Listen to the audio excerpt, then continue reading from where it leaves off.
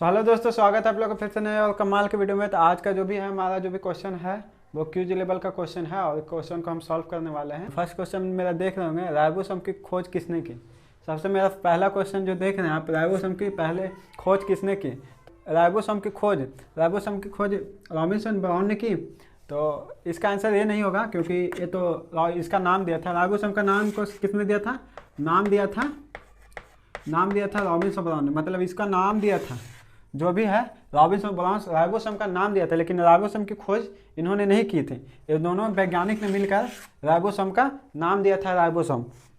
Second में देखते हैं डॉक्टर हरबिंद खुराना। तो डॉक्टर हरबिंद खुराना की बात करते हैं तो डॉक्टर हरबिंद खुराना है जो कृत्रिम जीन की खोज की थी। काची का खोज किया था, कृत्रिम जीन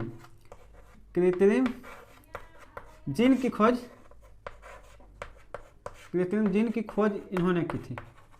तो ये भी नहीं होगा। राइबोसोम का खोज किसने किया, इन्होंने खोजा था।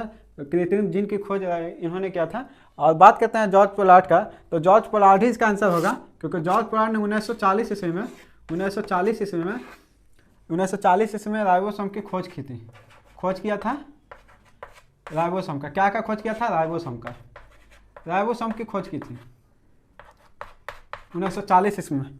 बात करते हैं जॉनसन का। तो जॉनसन का भी आप लोग को थोड़ा ध्यान आ रहा होगा कि इन्होंने क्या किया था, जीन का खोज किया था। क्या चीज़ का, जीन का खोज किया था।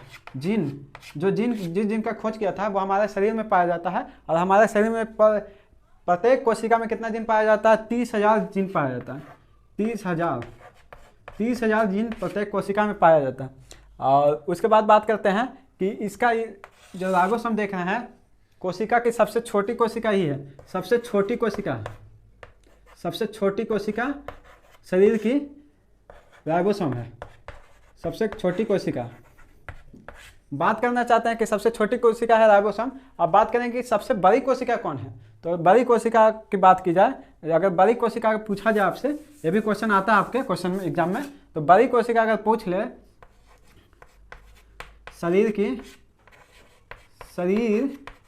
बड़ी कोशिका कौन है। तो शरीर की बड़ी कोशिका होता है केंद्रक। अब सोच रहे होंगे कि केंद्रक कैसे होगा। तो केंद्रक होने का रीजन है कि उल्टा कितना लोग सोच लेते होंगे कि केंद्रक बीच में होता है, परमाणु में चले जाते हैं, इसी वजह से सोचते हैं कि सबसे छोटा। लेकिन कोशिका की बात की जाए तो कोशिका में सबसे बड़ा कोशिका का नाम है केंद्रक में होता है। सबसे बड़ा कोशिका केंद्रक होता है। तो चलिए नेक्स्ट क्वेश्चन पे मिलते हैं। हमारा नेक्स्ट क्वेश्चन आप लोग देख सकते हैं बोर्ड पे। नेक्स्ट क्वेश्चन है, सौरमंडल में के किस ग्रह को लाल ग्रह कहा जाता है। तो पहला क्वेश्चन जो आप लोग देख रहे थे राइबोसोम से एक और क्वेश्चन आता है। इसको क्या कहते हैं, प्रोटीन का कारखाना कहते हैं। प्रोटीन का कारखाना कहते हैं। किसको कहते हैं, कारखाना, राइबोसोम को कहते हैं। राइबोसोम को जो अभी पढ़ा रहे थे इससे पहले वाला क्वेश्चन। तो राइबोसोम को कहते हैं प्रोटीन का कारखाना। यही प्रोटीन का निर्माण होता है। प्रोटीन का निर्माण होता है। तो इसे भी आप लोग नोट कर लीजिएगा, प्रोटीन का निर्माण होता है यही। तो इसे भी आप लोग नोट कर लीजिएगा, प्रोटीन का कारखाना भी राइबोसोम को कहते हैं। प्रोटीन का निर्माण कहाँ होता है, राइबोसोम में होता है। तो चलिए नेक्स्ट क्वेश्चन में का भी सॉल्व करके दिखाते हैं आप लोग को। सौरमंडल से नेक्स्ट क्वेश्चन है हमारा, सौरमंडल के किस ग्रह को लाल ग्रह कहते हैं। बुध को ग्रह को कहते हैं, शुक्र को कहते हैं, शनि ग्रह को कहते हैं, मंगल ग्रह को कहते हैं। तो बहुत ही रिपीट क्वेश्चन है, अगर आप लोग को नहीं आता है तो आना ही चाहिए क्योंकि बहुत बार क्वेश्चन आया, 8 में भी आता है, 9 में भी आता है, 10th में भी आता है। तो आप लोग जब कंपटीशन में आए हैं तो ये सब क्वेश्चन तो याद होना चाहिए। तो बात करते हैं बुध का। तो बुध ग्रह लाल ग्रह नहीं है क्योंकि बुध है जो सूर्य है ना, सूर्य के सबसे नज़दीक ग्रह कौन सा है, सूर्य के सबसे नज़दीक है बुध है। बुध ग्रह यहाँ पर बुध है सबसे नज़दीक। उसके बाद बात करते हैं तो शुक्र आता है। उसके बाद शुक्र ग्रह आता है। तो शुक्र ग्रह देखिए, बुध नहीं होगा, शुक्र भी नहीं होगा। शुक्र को बहुत सारे नाम से जाना जाता है। भोर का तारा इसे ही कहते हैं, शुक्र ग्रह को भोर का तारा इसको कहते हैं। और शुक्र ग्रह को सांझ का तारा भी कहा जाता है, सांझ का भी तारा। देखिएगा जब भी आप शाम में देखिएगा एक तारा दिखेगा आपको, बहुत ही रोशनी के साथ एक तारा दिखेगा, उसे सांझ का तारा कहते हैं। सांझ का तारा वो कौन सा यह होता है, वो भी होता है शुक्र रहता है, सांझ का तारा। इनको 2 नाम से जाना जाता है, 2 नाम से जानते हैं, भोर का तारा और सांझ का तारा। सुबह में आप देखिएगा, सुबह भी वो तारा दिखेगा, शाम में भी सबसे पहले दिख जाता है। वो कौन सा ग्रह है, उसको कहते हैं शुक्र ग्रह को कहते हैं भोर का तारा, सांझ का तारा। और सूर्य की बात करें तो सूर्य भी एक तारा है, ये भी एक तारा है, तारा, समझे, SUN सन। सूर्य भी एक तारा है क्योंकि ये बहुत नज़दीक है। तारा भी सूर्य की बात करते हैं। सूर्य से एक और क्वेश्चन आता है कि इसमें क्या होता है, इसमें संलयन होता है, नाभिकीय संलयन होता है। सूर्य में क्या होता है, सूर्य में होता है, सूर्य में नाभिकीय संलयन होता है। इसमें संलयन, सूर्य में नाभिकीय संलयन होता है। और बात करते हैं कि नाभिकीय संलयन क्यों होता है। इसमें दो तरह के पदार्थ पाया जाता है, तत्व पाया जाता है। तत्व कौन कौन सा पाया जाता है सूर्य में तत्व? सूर्य में पाया जाता है हाइड्रोजन पाया जाता है। और दूसरा का बात करें, दूसरा पाया जाता है हीलियम। पहला हाइड्रोजन पाया जाता है, दूसरा हीलियम। सबसे हल्का तत्व यही है। सबसे हल्का कौन सा तत्व है? हीलियम हल्का है। किससे है? सबसे हल्का। बहुत सारा क्वेश्चन बन जाएगा आपको। सबसे हल्का तत्व कौन सा है? हीलियम है। और हाइड्रोजन की बात करें तो सूर्य में जो भी हाइड्रोजन की मात्रा ज़्यादा पाया जाता है, हीलियम से बहुत ज़्यादा होता है। 70% हाइड्रोजन की मात्रा पाया जाता है, हीलियम का कम पाया जाता है। सूर्य में नाभिकीय संलयन होता है। और परमाणु बम का नाम सुनते हैं। परमाणु बम में नाभिकीय विखंडन होता है। विखंडन किस में होता है? परमाणु बम में विखंडन आता है और नाभिकीय संलयन होता है। नाभिकीय संलयन से एक और क्वेश्चन आता है कि हाइड्रोजन बम होता है ना, हाइड्रोजन बम, उसमें भी नाभिकीय संलयन होता है। लेकिन परमाणु बम में नाभिकीय विखंडन होता है। सूर्य में क्या होता है? नाभिकीय संलयन होता है। अब बात करते हैं सूर्य से एक और क्वेश्चन आता है। सूर्य है जो किस अवस्था में पाया जाता है? प्लाज्मा अवस्था में पाया जाता है। किस अवस्था में? प्लाज्मा अवस्था में पाया जाता है सूर्य। और सूर्य प्लाज्मा अवस्था में पाया जाता है। और प्लाज्मा पदार्थ की चौथी अवस्था है। प्लाज्मा पदार्थ की चौथी अवस्था कौन सा अवस्था है? चौथी अवस्था, समझे। तो पदार्थ का चौथी अवस्था प्लाज्मा है। अब बात करते हैं शनि का। तो शनि भी नहीं होगा, आप लोग को शायद पता होगा, शनि नहीं होगा। शनि से एक और क्वेश्चन आता है, किस ग्रह में वलय पाए जाते हैं? तो ग्रह की बात किया जाए मतलब ये ग्रह हो गया और इसमें एक वलय पाया जाता है इस टाइप से, शनि। तो इसी शनि ग्रह में ही वलय पाया जाता है। जो देख रहे हैं ना, ये वलय, ये हो गया शनि ग्रह और इसमें वलय पाया जाता है। तो शनि ग्रह में वलय पाया जाता है। अब बात करते हैं मंगल। तो मंगल ग्रह को ही लाल ग्रह कहते हैं। मंगल ग्रह को ही लाल ग्रह कहते हैं। तो इसका आंसर मंगल ग्रह होगा। अगर आप इसमें से जो भी डाउट हो आप कमेंट करके पूछ सकते हैं। तो नेक्स्ट क्वेश्चन हमारा देख रहे हैं आप। नेक्स्ट क्वेश्चन क्या है? नेक्स्ट क्वेश्चन, दूध से दही बनना क्या कहलाता है? मतलब दूध से दही बनना भौतिक परिवर्तन होगा, रासायनिक परिवर्तन होगा, दोनों होगा या फिर कोई नहीं होगा? तो भौतिक परिवर्तन की बात करते हैं तो भौतिक परिवर्तन का मतलब यह होता है कि कोई भी वस्तु, कोई भी पदार्थ को अगर हम बदलते हैं तो फिर उसी अवस्था में ला सकते हैं, तो वह भौतिक परिवर्तन कहलाता है। लेकिन जैसे कि मोमबत्ती का पिघलना, मोमबत्ती का पिघलना नहीं, मोमबत्ती में होता है कि रासायनिक और भौतिक दोनों प्रक्रिया होता है। क्योंकि मोमबत्ती में देखिएगा उसका जो धागा रहता है, जो जलता है, वो फिर रिपीट होकर फिर से तैयार नहीं किया जा सकता, लेकिन मोम को फिर से तैयार कर लिया जाता है। तो मोम का एग्जाम्पल होता है, मोम में दोनों प्रक्रिया होता है परिवर्तन। मोम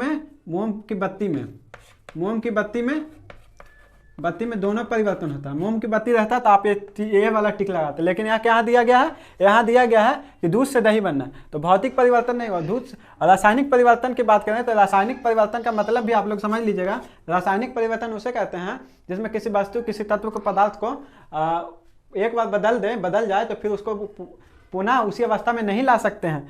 तो मतलब इसमें भी दूध से दही बनना रासायनिक परिवर्तन है। कैसे परिवर्तन है? क्योंकि दूध से दही बना सकते हैं लेकिन दही से दूध हम नहीं बना सकते हैं। और मोम पिघला के फिर से मोम बना सकते हैं, इसीलिए वो भौतिक परिवर्तन होता है। तो इसका आंसर आप देख सकते हैं, इसका आंसर ये होगा, दूध से दही बनना रासायनिक परिवर्तन कहलाता है। दूध से भी बहुत सारा क्वेश्चन आता है, आप लोग को वो सारा सॉल्व कर देते हैं कि दूध से जितना भी क्वेश्चन आता है एग्जाम में पूछे जाने वाला प्रश्न। तो दूध की बात करें तो दूध में कौन सा जीवाणु पाया जाता है? दूध में कौन सा जीवाणु पाया जाता है? तो लैक्टोबैसिल जीवाणु पाया जाता है। कौन सा जीवाणु पाया जाता है? जीवाणु अगर पूछ ले, जीवाणु की बात किया जाए तो दूध में कौन सा पाया जाता है जीवाणु?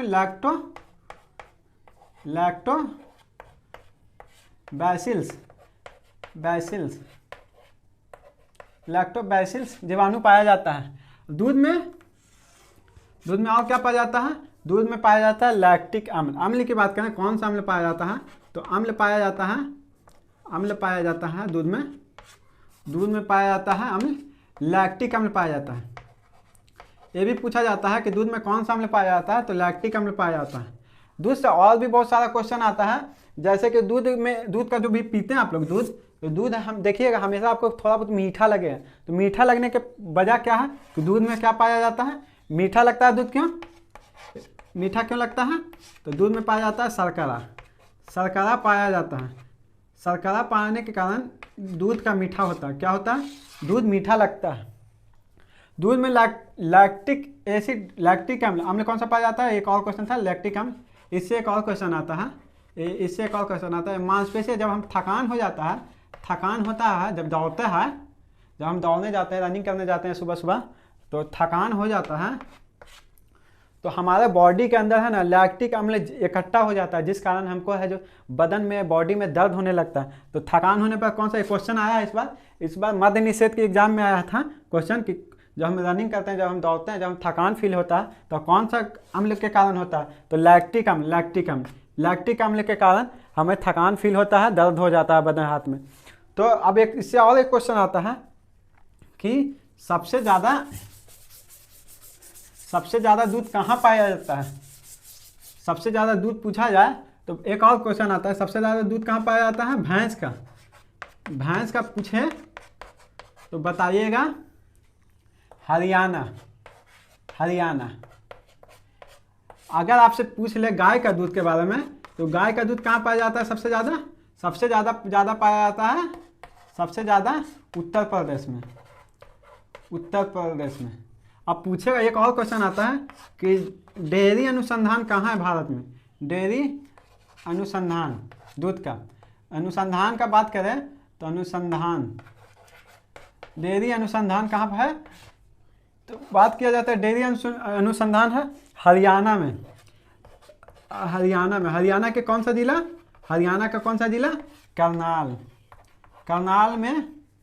करनाल में डेयरी अनुसंधान है। अब बात किया जाता है कि सबसे ज़्यादा भैंस का दूध अब उत्पादन कौन करने लगा है, तो राजस्थान हो गया। याद रखिए करंट अफेयर में क्वेश्चन आता है। और क्वेश्चन आपसे पूछ सकता है कि भैंस का दूध सफ़ेद क्यों होता है, तो सफ़ेद होने का रीज़न क्या है, तो सफ़ेद होने का रीज़न है भैंस का दूध कि केसिन पाया जाता है। क्या पाया जाता है, केसिन पाया जाता है,